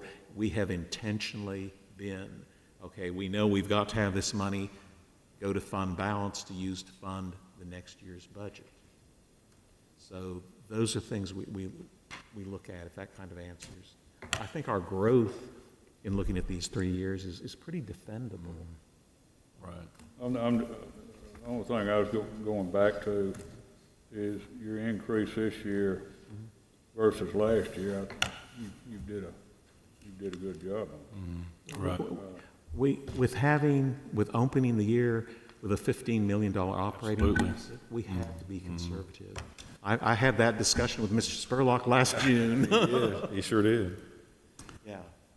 I'd like to point out too that 23 million out of the 26 million increase for this year right at 18 of that is in labor. Oh, yes. And the other 5 is, or right at, or a little over 5 is in PR tax and benefits. So that's something we have no control over. No control. So it's only around a $3 million increase is all we're asking for.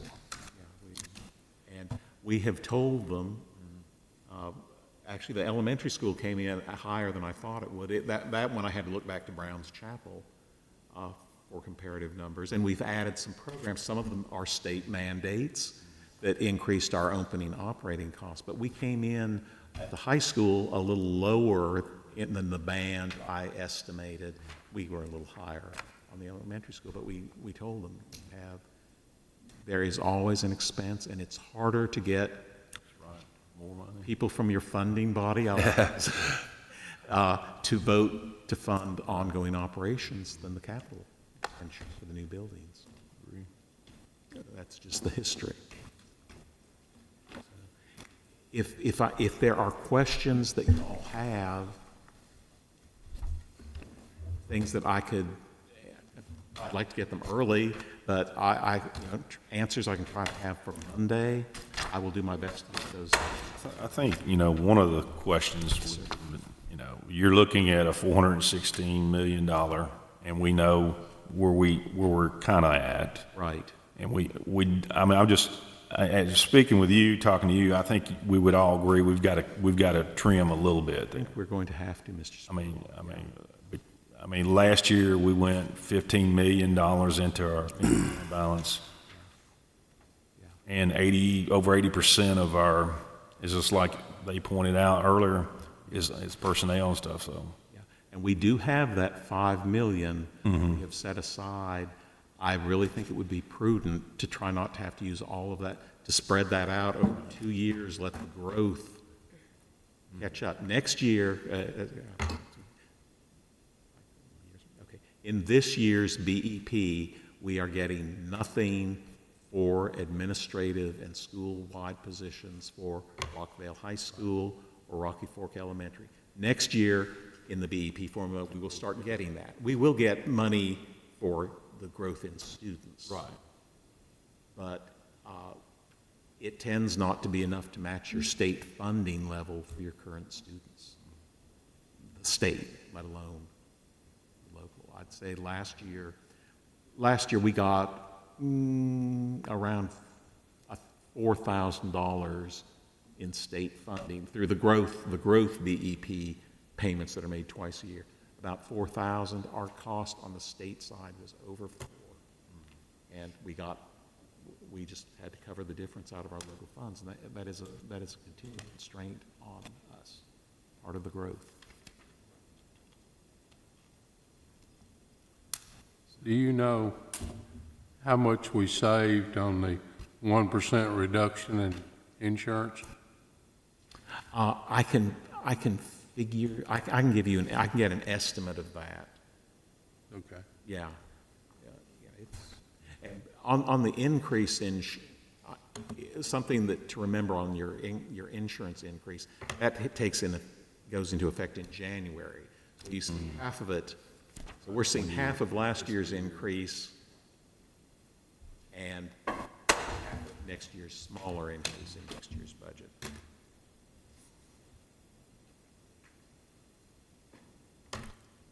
Okay. So, question, I guess, really for you, Mr. Chairman, especially with the, I guess, lack of clarity earlier on the budget. Is it the intent to vote on this general purpose draft this evening? I don't think we need to. No. Yeah. And it really, we are in compliance with the Public Act. Since we have presented and talked in public, I can file and we can be in compliance. But typically we try to, this is where, given at April 22nd, this is what we're asking for.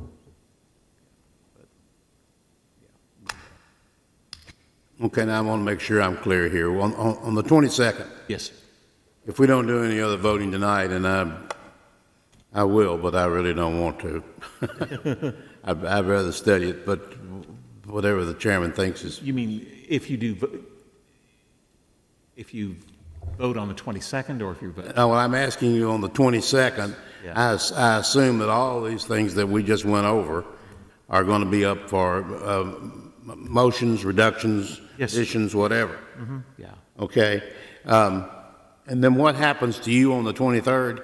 I shut my door, consolidate, and Good move, and don't come into work, or Not what? answering. Curl up into a fetal position? Okay, what do you, seriously, what do you do then? If, then I will make those changes. okay, Most of the changes y'all are going to make, I have this set up. They are fairly easy for me to make. There are things y'all could imagine that I could not do easily. I'll caution you if any of those come up. okay, then you're going to eventually, well, at the end of the day on the 23rd, at 4:30 or whenever you finish, Yes, sir. you're going to have a finished copy, at least for then, of this material. And eventually, you're going to have to give it to the commission. Now, Yes. when do you do that? Well, we will, the Health and Ed, and I love the way we do the joint meeting. Right.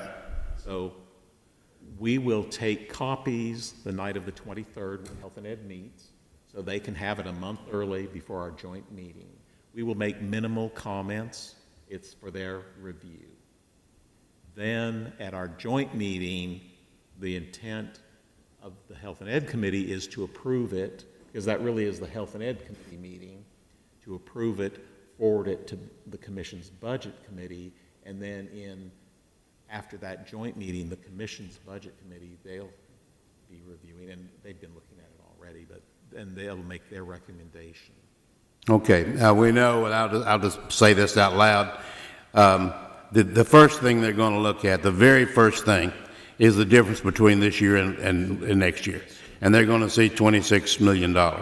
And then, and Mr. Young's already said this, they want to know where that $26 million is going. Yes, sir. And I know that, with all due respect, Mr. Spurlock, this will be your first time to go in there and try to sell this, and I'm sure you'll do an outstanding job. But they're going to want to know after they see that, and he's going to be in front of well, maybe Health and Ed, I guess, on that night, but I realize it's the next month probably when they'll really get into it in May, and then budget will follow right after that, and then the commission will follow right after that. So they're going to look at any place where there's an increase, even in personnel, in salary, any increase whatsoever, and they're going to want, and the 130 teachers, for instance, is on here. And you said that was a total of special ed, and they want to know exactly where they're going to go. Now we know that Rockvale and Rocky Fork contributed heavily to that, Right. And other places where we had to show some growth. I'm just saying that let's send the director in there with the absolute answers to those questions, because they don't want to hear, well, not that he would do that. I don't mean One of the things I've been doing already, going over, first of all, the big ticket items to begin with, and we've gone over that. I think life insurance and various things that's increased, a larger amount. So those things I think we pretty much, and we'll have to look as we go forward too. There'll be some decisions we got to make. I mean, when we look at the budget, and you're right, Mr. Young and Mr. Hodge. If you look at it compared to last year, we're probably right in somewhere in the same. I mean, I think last year was 6.6. This right here currently could change. It's like 6.7, and the key is we don't want to go back deep into our ending fund balance. Yeah. And the commission ultimately controls how much we can go into ending fund balance. We can make a recommendation. We have to agree before they can budget our ending fund balance. Y'all control that, but they have to agree, okay, this is a level that we think is sustainable. So it's kind of a blended function there. Something else that Mr. Young said just a minute ago, and I want to repeat it in a different way. I know the first one of these that I ever looked at, and I forget the year, but really got into it, and I think Mr. Gill presented it, and it was something like 89% of the entire budget we had no control over whatsoever. Oh, yes. We couldn't cut it at all. So we were only working with less than 11%, if I remember right. It's, I don't know if did we do that last year? I don't remember if I did that comparison last year. I don't remember. Yeah, and that's something we could look at for our joint meeting, but highlight the areas we actually have control over. Now, one of the things, and I think y'all liked it when Mr. Odom moved to a less detailed, I'm all right with that, explanation of the increases. I don't know if you remember in the commission days, I had it very, very detailed. Mr. Odom felt, and I think it worked well with y'all and with the commissioners, we moved to what Mr. Spurlock was going over at our previous meetings. What are our improvements? What are our increases? That totaled a little over 27 million. We've got a $26 million increase here. Some things go down a bit. We'll have some non-recurring things that we can budget less on. But we've got a list of improvements that is going to be slightly more than our list, than our total increase. Those are the improvements we defend. We will be able to tell where they are, what they're doing. And I did not revise that for today, but we mentioned in our last meeting, we did put in 2 transportation positions for here. I think that was the only, I think I changed 1 nurse after talking to Ms. Winters because of summer school needs and some of our fragile students. We did take 1 nurse to an 11-month contract. We made minimal changes. Anything I'm changing at this point is an estimate, or we will be talking to y'all about it in one of these meetings. Something else, too, that we have mentioned before, but this certainly needs to be mentioned, I think, to the commission or to the budget committee, and that is our number of administrative staff compared to our number of teachers. And boy, we are really efficient. I mean, it is remarkable. Yes. How I won't go into it. It's right there on that piece of paper for y'all to look at. But that's, I think, really something that could be pointed out as definitely saving money, because evidently other systems are not doing that, at least not to the level that we are. Well, I was on the TASBO, the Tennessee Association of School Business Official Board, and an officer for 5 years. And some of the administrative positions that I learned about that other systems had, it was very enlightening to me. Yeah, we get by nicely without some of those positions. Some of them we need, but some of them we do not. So, yeah. We have tried to put our resources, that has been what Mr. Spurlock is the 4th superintendent I've worked for.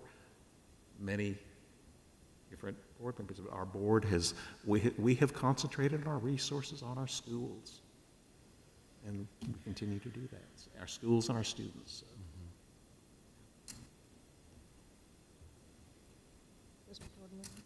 Finished, okay. Since we are going to be, I guess, expected to vote on this on Monday, I do have some questions, some things I'd like for you to walk through with me, because we've had so many conversations about pay increases and teachers, and of course I expressed some concerns the last meeting, especially about our EAs. So I just want to make sure I'm clear, and then I want to walk through some of these. So what we voted on this evening was that we're going to give bus contractors a 5% increase. Okay. And if I understood correctly, again, just looking for clarification, teachers, classroom teachers, educational assistants, classified employees, which I'm not sure if the audience or people watching understand exactly what classified employees are. Those are the non-certified teacher positions, correct? Yes. Or non-certified staff, are all going to be looking at 2.5% increase that's in this budget. Okay. So in going through and looking at this and seeing some of the changes in salaries for some of the other positions, supervisor, director level, adult program, I'm seeing different numbers. So I guess my first question is, and let me just pull one as an example. And there's some of them where our numbers have gone up, so I don't do quick enough math that I could figure out what the percentages were, which I do want to ask you about also. But for instance, director of attendance, just on page 5 of 29. If I'm reading this correctly, if I did my math correctly, we're looking at a 5% increase for that position. So those types of positions, what did we factor in and who made the recommendation for those increases? We do have. And I'm not questioning whether or not they're acceptable. I just want to understand it. That, and I will check that. I don't think we made an Is it on the coordinator index. coordinator Yes. index? Okay. Yes. Okay. Do you want to? Yeah. What we had previously is we had a differentiation between coordinator 1 and a coordinator 2.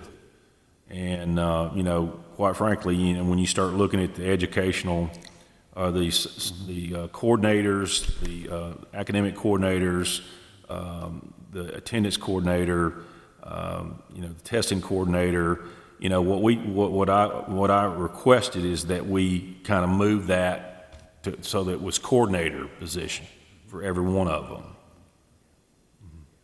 I think it used to be that way years ago. Yes, it was. Yes, sir.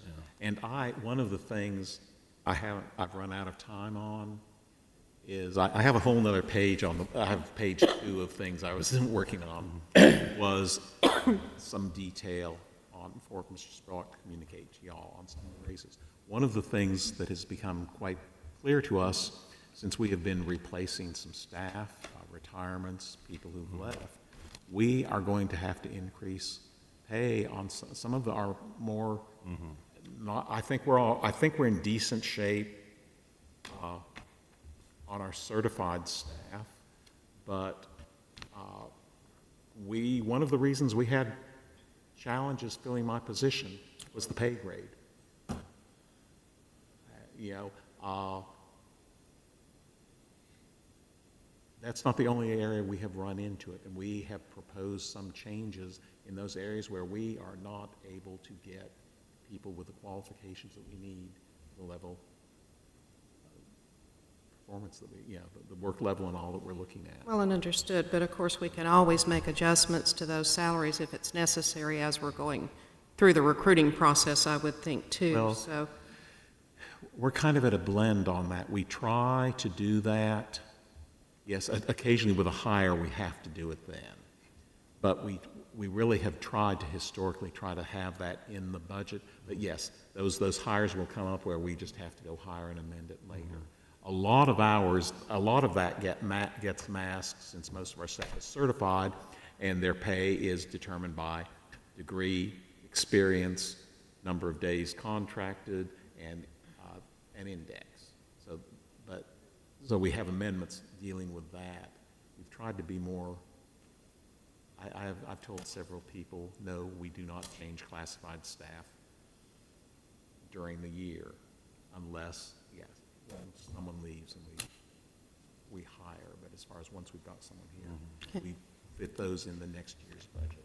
So are any of these salaries that are being changed or increased that are outside of that 2.5% range, are they performance and length of service related at all, any of them? Job requirements and length of. Yeah. Okay, okay. Yeah. So, and again, and I know everybody it's been a long meeting, would like to go home, but this budget is just way, way too critical, and I just want to make sure that I have. I was in a discussion with another county-appointed official the other day, and the position we were discussing probably needs to look at a $20,000 increase. And it's not a director-level position. There's some areas where the market is just way above where we are. Right. Okay, so bear with me and just kind of run through these with me, because I want to make sure that I've got my numbers right for my study material I can get more if you send me some before Monday. questions. Okay. Okay. But these may be questions that other board members have. I, always learn that, if you're sitting there thinking you don't ask your question because you think it's stupid or everybody else is going to think it's stupid, that's the worst decision you can make. So, okay, so starting on page 1 of 29, the teacher's regular ed, and if I did my math correctly, that's a 2.5%, correct? And what, I have not yet done my cleanup amendments. I was on them in March and had to stop. I got back into that file this afternoon. So some of these salary figures, it's not going to be apparent in that line item, I think. But some of these salary figures, once I do my amendments for staff we actually have in place, because I have not amended these items, this is still staff we had in place a year ago, November and December. So there were some of the things where you've got 1 or 2 people and there's a change, it will be because we wound up with someone in that position, higher degree, more experience. Sure. Some of those are that, but that'll become apparent once all the amendments. Okay, and is there any way then, when you present again next Monday, that, like with these percentage increases, or could you indicate what the percent of increase is? Because some of them, we increase the number of positions, so I'm trying to back into that math, but it would be helpful to have it. One of the we've had difficulty justifying this. We have a salaries, and I know you know this, and y'all understand it, but in explaining things at the commission, we have a salary table for certified, one for classified. We have an index for our salaried classified, and we have raises built in to those tables. So when we say 2.5%, we are adding 2.5% to the tables. So if you are getting an increase because of a new degree, or the increase you would naturally get because of hitting a new length of service, that is part of what increases. You'll see a line item that's 2.5% because no one is affected by any of those changes. And then, but here obviously we have more than that. A lot, and I'm, in the way I set my logic up for this, I'm not sure how much I can, in the teacher, if you would look at the position increase. Are we on the first page still? First page, yes ma'am. Okay. 3.9% position, compare that to the 6.9% budget increase. I think it's kind of back, so I'd say about 3%. The difference in those two numbers is the combination of the 2.5% and the net overall net Adjustments. experience. Okay, with the scale. or With the scale. Step system. So it is a blend. But if you compare the percentage increase, that works in the teacher lines. Compare that position percentage increase to the dollar increase percentage-wise. And that difference is that mix of 2.5% and any step, level, or people coming and going. Okay. Yeah. So for instance, on the next page, alternative instruction. Yes. That increase reflects a 2.9%. Yeah. So you've got about 0.4% due to degree experience changes. After I do my amendments, that number may change. Okay. Yeah. Okay. So when I go, there were a couple there where there were increases in staff, so again, I didn't run the calculations, but on the page 5 of 29 attendance, and I hadn't had a chance to run, I assume the teachers are still at 2.5%? Yes, ma'am. But the director increase was 5%. Because the 2 index points added to that increase. His index increased. For that supervisor? Okay. Yeah, and there has obviously been a change in degree experience that I could reduce the 18-19 budget in that department. And I may have to move. And again, I don't want to be misunderstood. I'm not questioning whether or not these staff or should be eligible for those raises. I just want to understand them. So. If you look at the next 2 lines down on page 5 of 5, both of those are at 2.5%. None of the people, none of those 3 is getting an increase due to additional experience this time. Right, Yeah. okay. So page 7 of 29, other student support, supervisor, director. Yes. That, Same number of positions, but there was no 18-19 budget. when I updated that, the commission has just now approved that amendment, so I need to flow that in. This one will be strange because Mr. Kubley, who was over safety and testing, was in the instruction department. So the positions and the dollars will look weird after the amendment is reflected. But you have Mr. Krim for half a year, but the first half of that position, when it was Josh Kubley, is in instruction this year. That one will look weird. And you'll see that in the smaller items when we have staff changes, that they can look weird. Okay. But that one's unusually. So page 10 of 29, alternative instruction program, supervisor director, 10%. Was that also due to steps? And that change in step, we had a retirement and a new principal in. I haven't amended, and I may not have to amend that budget, but it's due to the degree experience plus 2.5%. Okay.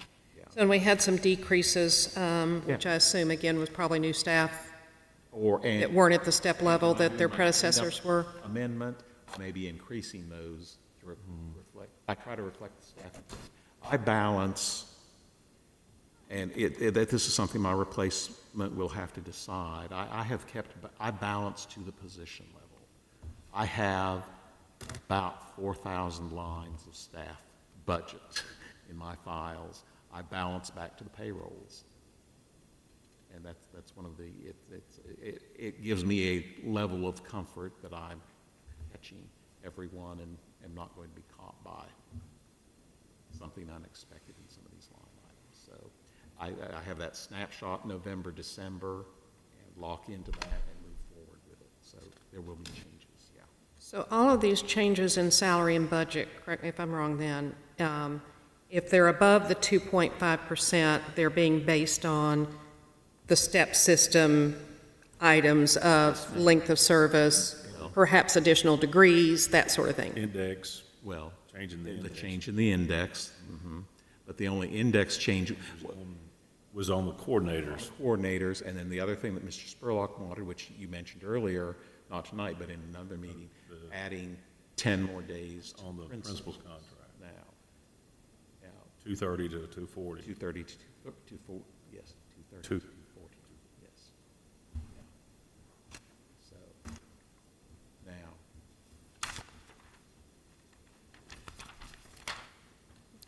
Yeah, is it possible that I hate to ask you to add another column, but I really would love to see those percentages.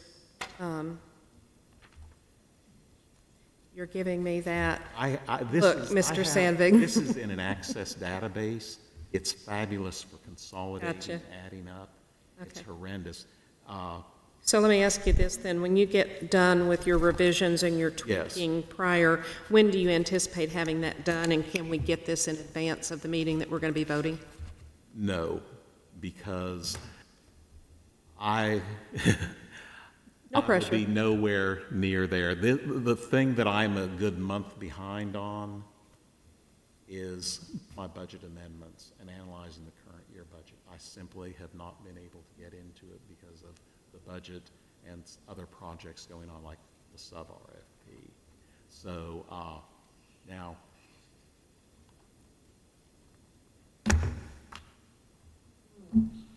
Okay, you answered my question. well, now I could try importing it to Excel, the report to Excel, and see how that works.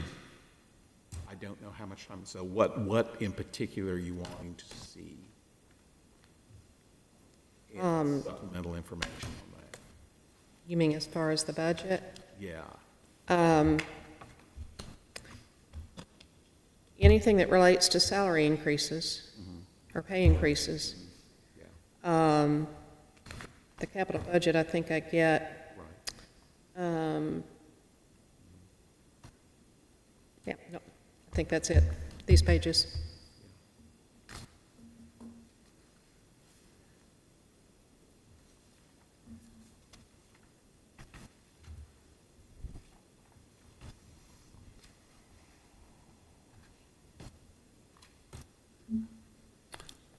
Any other questions? All right.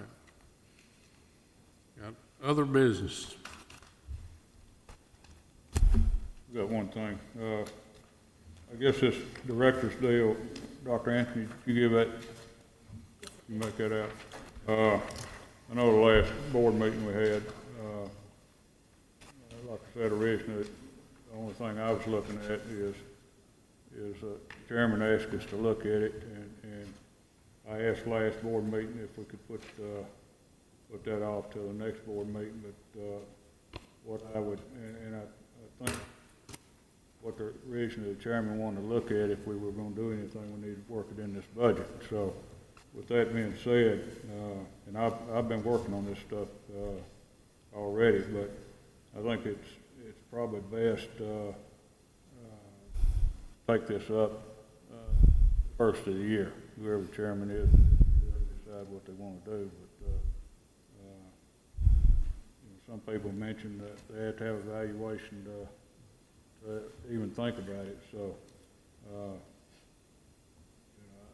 personally, I don't think there's really a whole lot of reason for us to waste our time dealing with it right now. And I know it's on the agenda for next week, so it'd be my recommendation. I don't know if anybody else wants to, there's agreement or not, is just do away with it.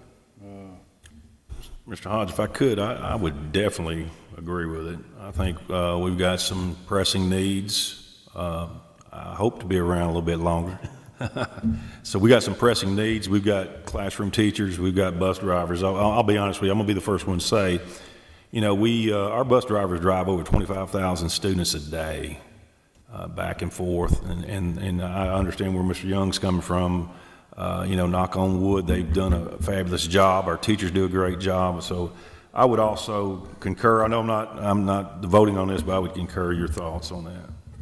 Well, also I hope whoever the chairman is, I know there's been some concerns about the pay scales for EAs, cafeteria workers, custodians on down the line.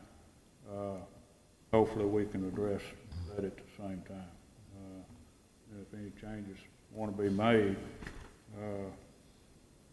we'll hopefully have a start to put it in the budget, or if we're going to look at it. So that would be my recommendation. If anybody wants to keep it on there, I'm fine with that too. So you're talking about January, not the fiscal year, but the calendar year. First of the year, something like that, right before you allow yourself enough time to if you're going to do something, to incorporate it in the budget, because as you can tell, this year there wasn't time to do anything, and I still contend sooner or later something's going to have to be done. So, you know, these people, and y'all got the same emails I have, you know, thinking there's $60,000 raise. I don't know where that come from. I mean, that's definitely not my vision. But I don't know where these people are picking that information up at, other than it was said on a piece of paper there is a difference of $60,000. Nobody said we're going to give the director $60,000, so I would think it'd give us about a year, 8 months, 9 months, start, you know, doing some homework, I guess. So, and that's on every position. I know we've talked about Mr. Sandvik's position that as far as trying to hire somebody, we're behind the scale on that. So, you know, that's what I'd like to do. I don't know about the rest of the board. I would agree. How often do we review these salaries, Dr. Anthony? When's the last time we reviewed?